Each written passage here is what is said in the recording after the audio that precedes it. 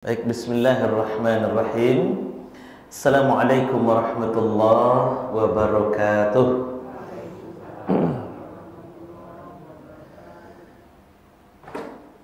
Bismillah walhamdulillah alladzi nahmaduhu wa nasta'inuhu wa nastaghfiruh wa na'udzu billahi min syururi anfusina wa min sayyiati a'malina.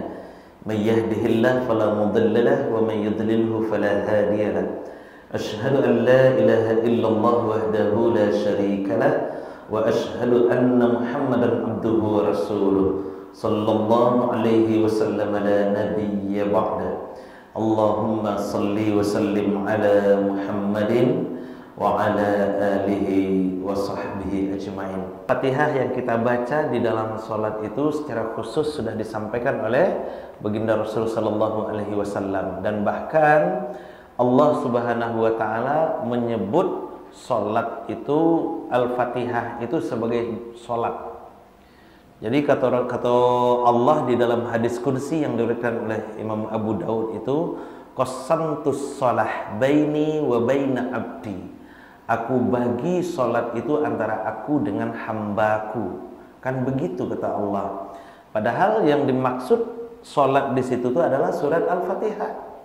Yang dimaksud dalam sholat itu, dalam hadis itu adalah surat Al-Fatihah. Dan setiap ayat yang kita baca di surat Al-Fatihah itu kan dijawab oleh Allah Subhanahu wa taala.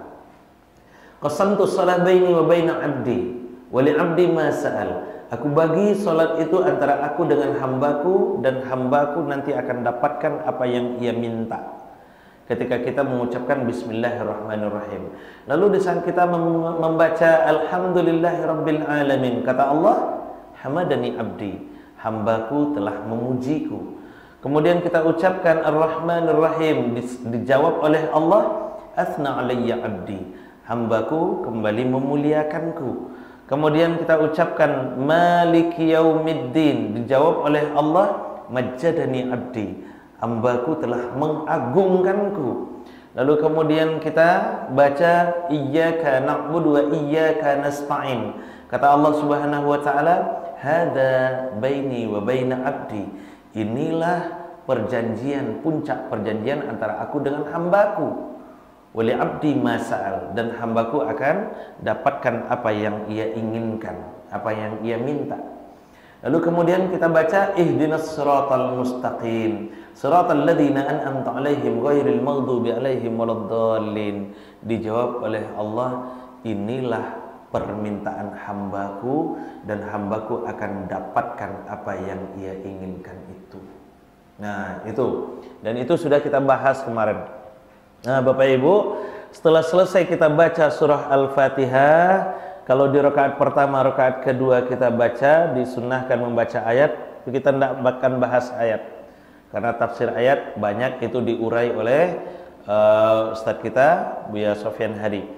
Nah, selesai itu Bapak Ibu, kita ruku lagi. Tapi kita ingin lihat dulu keistimewaan ruku itu Bapak Ibu. Apa istimewanya ruku itu? Ternyata ruku itu benar-benar rukun dari sholat yang memang Allah sebutkan tersendiri di dalam firman-Nya. Kita lihat surah Al-Baqarah ayat 43 contohnya.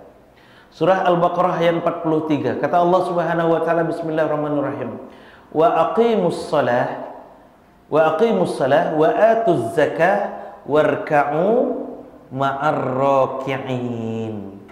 Dirikanlah salat, tunaikanlah zakat, bayarlah zakat, warka'u ma'ar raki'in, dan rukuklah bersama orang-orang yang rukuk.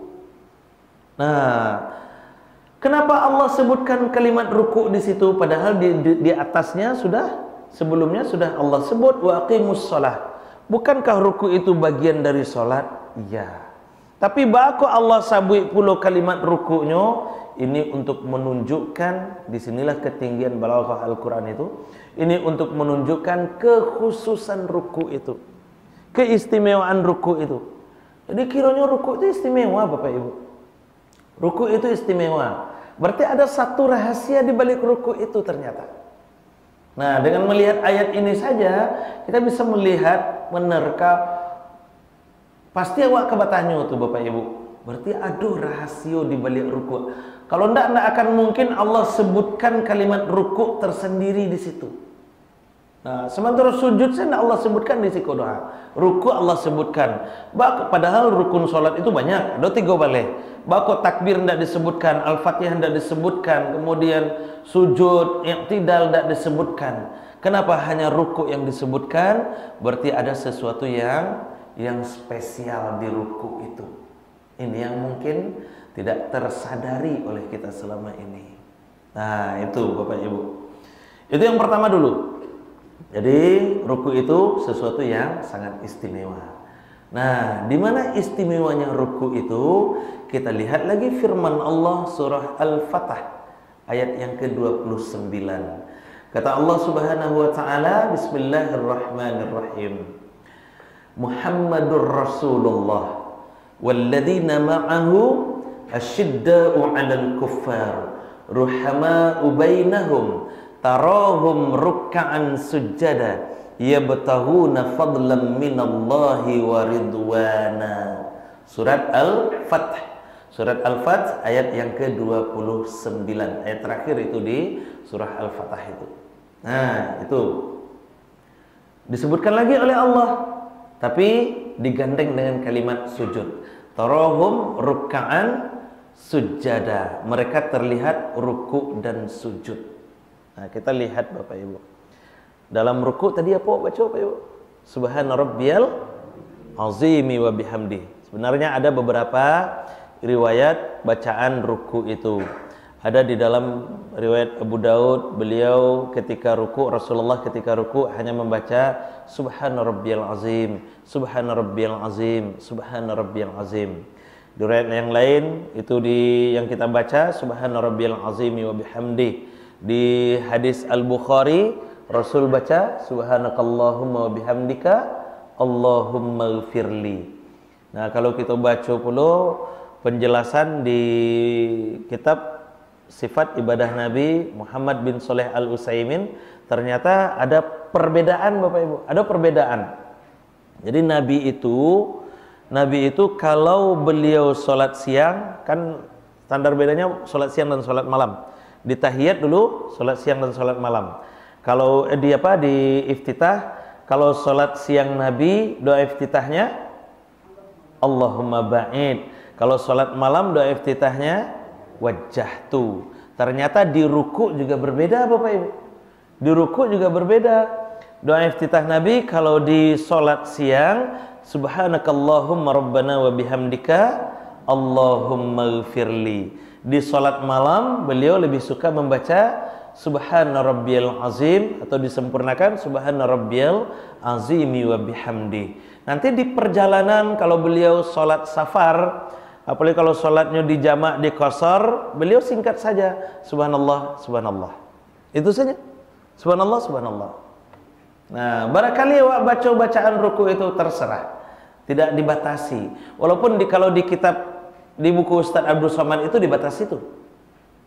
Kalau di buku Ustaz Abdul Somad disebutkan paling kurang 3 kali, kalau yang sedang 5 kali, yang sempurna 7 kali. Nah, ada disebutkan itu di buku Ustaz Abdul Somad. Tapi sebenarnya tidak dibatasi sampai kapanpun, sampai kita menemukan nilai dari apa yang kita baca itu.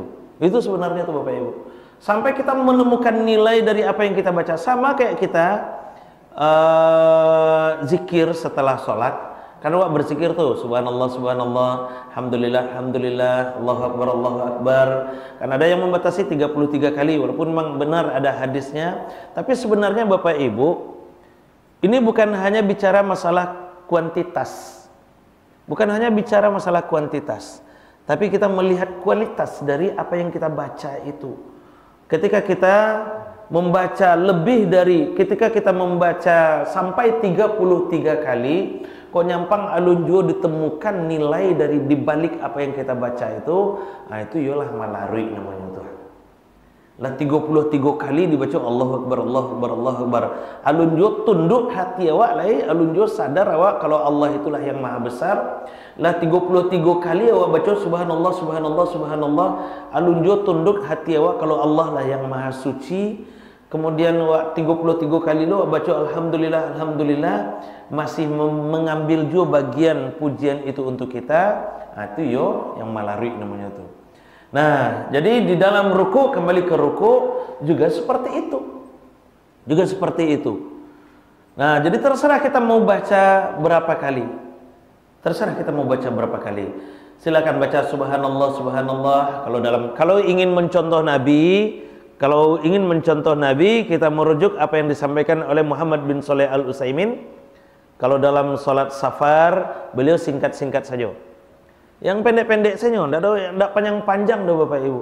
Tidak panjang-panjang. Jangan mentang-mentang awak hafal surat sajadah, awak sholat subuh di bandara. Sebentar lagi pesawat kapai, awak baru baca ayat sajadah di situ tuh. Insya Allah ditinggal tuh mah. Nah, jadi pakai yang pendek-pendek saja. Yang pendek-pendek saja. Jangankan bacaan, jumlah rakaat pun boleh dipotong, kan seperti itu Pak Ibu. Rakaat saya boleh diringkaskan. Sholat qasar itu yang sampai rakaat jadi 2 rakaat kan boleh. Kan boleh. Apa boleh bacaan. Nah, karena intinya adalah pentasbih, pensucian terhadap Allah Subhanahu wa taala di saat kita ruku itu. Silakan baca. Pakai riwayat Abu Daud subhana rabbiyal azim, pakai riwayat At-Tirmizi subhana rabbiyal azim wa bihamdi, pakai riwayat Al-Bukhari subhanakallahumma rabbana wa bihamdika allahumma ighfirli, monggo silakan. Tapi kalau merujuk ke pendapat Imam Muhammad bin Shalih Al-Utsaimin tadi, memang benar dibedakan. Nah, bakal dibedakan, terlihat dulu, bakal dibedakan Bapak Ibu. Subhana itu artinya maha suci, maha suci. Subhanallah, maha suci Allah. Subhana itu maha suci artinya. Itu kalimat untuk pensucian Allah dari sifat-sifat yang tidak layak bagi Allah Subhanahu wa taala. Jadi kok ada orang yang mengecewakan sesuatu tentang Allah yang tidak layak baginya, ucapan yang paling tepat adalah subhana. Seperti Allah itu punya anak misalnya. Allah itu punya anak, maka kita ucapkan subhanallah, subhanallah, Allah tidak memiliki anak. Kan seperti itu. Seperti kasus peristiwa Isra Mi'raj. Peristiwa Isra Mi'raj yang mungkin bagi kita tidak sampai ke dalam jangkauan akal manusia, padahal sebenarnya sampai itu Bapak Ibu. Sampai itu kan. Isra Mi'raj itu masuk akal enggak Bapak Ibu? Masuk akal enggak Pak? Pak Prof Awak mungkin dalam ilmu fisika kan luar biasa tuh. Isra Mi'raj itu kalau dikaji jo ilmu kecepatan kilat misalnya, masuk akal enggak tuh Bapak Ibu? Masuk akal sebenarnya. Masuk akal. Cuman deh karena waktu itu tuh Abu Lahab, Abu Jahal ndak aduh beraja ilmu itu, makanya ilmu fisika, makanya kecilnya ndak masuk akal tuh kan. Kecilnya ndak masuk akal tuh. Malu masuk akal dari Makkah ke Masjidil Aqsa itu 1239 km. Masuk iyo kan dicapai hanya beberapa waktu saja. Hanya kan cuman 2/3 malam. Dari Masjidil Haram ke Masjidil Aqsa, dari Masjidil Aqsa ke Sidratul Muntaha, dari Sidratul Muntaha turun lagi ke Masjidil Haram. Hanya 2/3 malam kan? Kecilnya tidak masuk akal. Padahal kalau dibaca itu panjang itu sebenarnya masuk akal. Belajarlah ilmu kecepatan kilat itu. Belajarlah itu. Hanya 30 ribu kan? 300 ribu per detik kecepatan kilat itu. Kalau 1000 itu berarti cuma sepersekian detik. Nabi dari Masjidil Haram ke Masjidil Aqsa hanya sepersekian detik saja. Nah, jadi nantilah itu tuh. Yang jelas Bapak Ibu, subhana itu adalah upaya pensucian Allah Subhanahu wa taala. Kita lihat dulu subhana rabbiyal azimi wa bihamdi. Subhana maha suci, subhana rabbi Tuhanku, maha suci Tuhanku, al-azim yang maha agung, wa bihamdi segala pujian untuknya. Maha suci Tuhanku, Maha suci Rabbku yang maha agung dan segala pujian untuknya. Wa bihamdihi. Itu yang kita baca tuh. Jadi awak berruku kepada Allah itu mengagungkan Allah karena memang dulu ruku itu kan kebiasaan orang Romawi. Ruku itu kebiasaan orang Romawi, kebiasaan orang Persia. Ruku dan sujud itu kan seperti itu Bapak Ibu, untuk mengagungkan raja-raja mereka.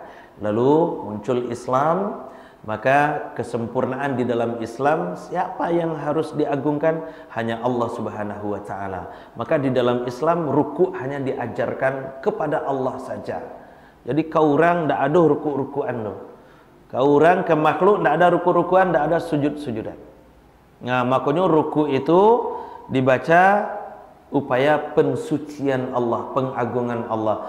Maha suci Allah, Tuhanku yang maha agung, dan segala pujian hanya untuk Allah Subhanahu wa taala. Itu yang awak baca di hadis riwayat At-Tirmizi itu. Kita lihat pula hadis riwayat Al-Bukhari. Di hadis riwayat Al-Bukhari yang dibaca oleh Rasulullah sallallahu alaihi wasallam ketika ruku itu Bapak Ibu, subhanakallahumma wa bihamdika Allahumma ighfirli. Subhanakallahumma rabbana wa bihamdika Allahumma ighfirli. Subhanakallahumma, maha suci Engkau ya Allah, Rabbana, duhai Tuhan kami, Allahumma firli, ampunilah kami. Awak puji-puji Allah dulu, awak suci-sucikan Allah dulu, sudah itu awak mohonkan pengampunan kepada Allah Subhanahu wa taala. Hampir sama dengan doa iftitah. Kenapa Rasul memilih subhanakallahumma rabbana bihamdika Allahumma ighfirli untuk bacaan ketika beliau salat siang? Karena peluang dosa di saat salat siang itu, di siang hari itu, peluang dosa di siang hari itu sangat besar.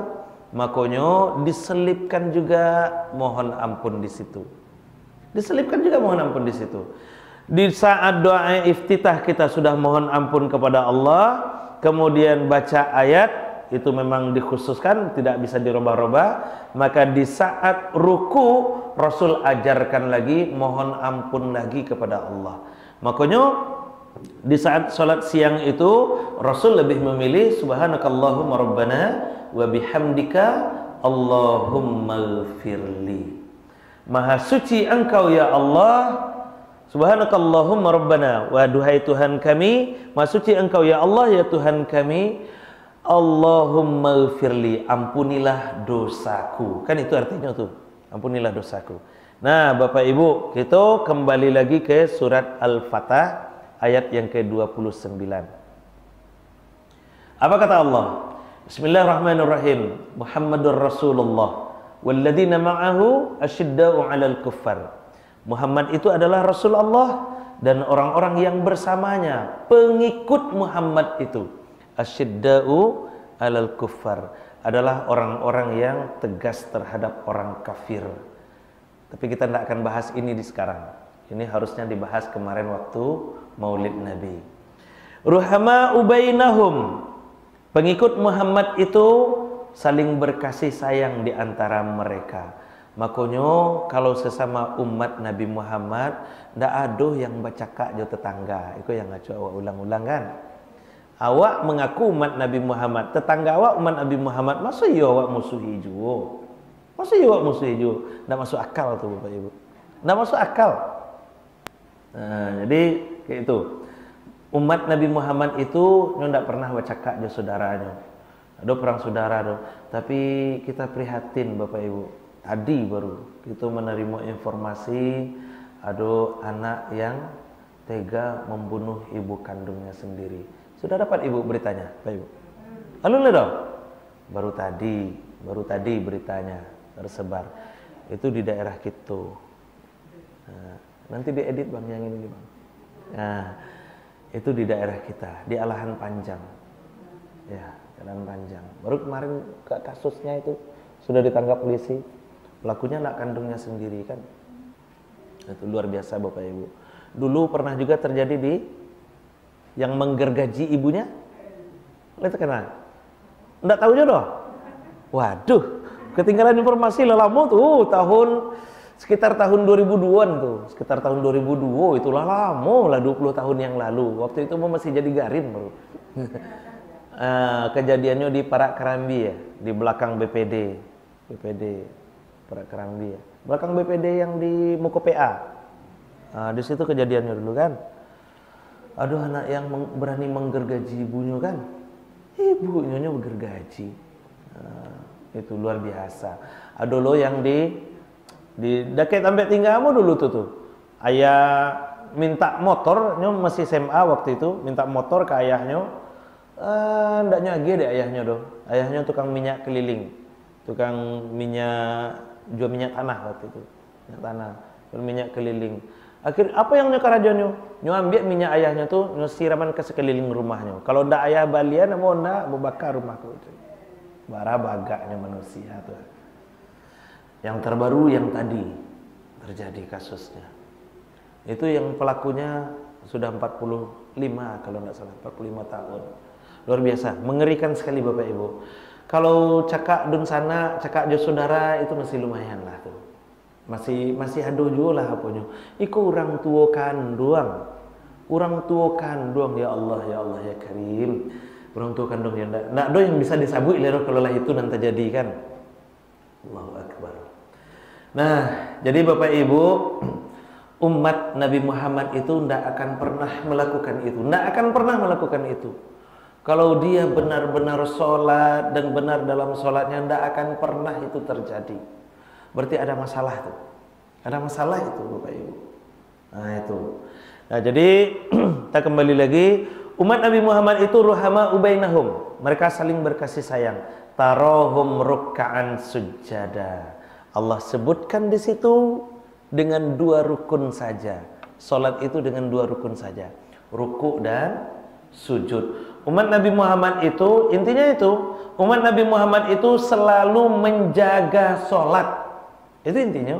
Umat Nabi Muhammad itu selalu menjaga salat. Tarohum ruk'an sujada. Tarohum ruk'an sujada. Dia akan selalu menjaga salatnya.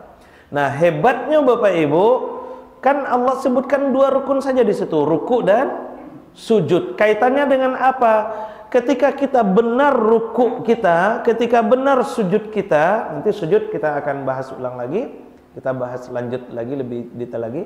Ketika kita benar ruku dan sujud kita, apa yang akan kita dapatkan berikutnya? Ya bataghuna fadlam minallahi wa ridwana. Itu lihat nih surah Al-Fatah ayat 29 nanti. Kalau lai batu ruku dan sujud awak, artinya apa? Kalau batu ruku awak, makanya tadi di surah Al-Baqarah ayat 43 kan disebutkan keistimewaan bahwa ruku itu punya keistimewaan sendiri. Apa keistimewaannya? Kalau kita benar rukunya di surat di surat Al-Fatah itu dijawab.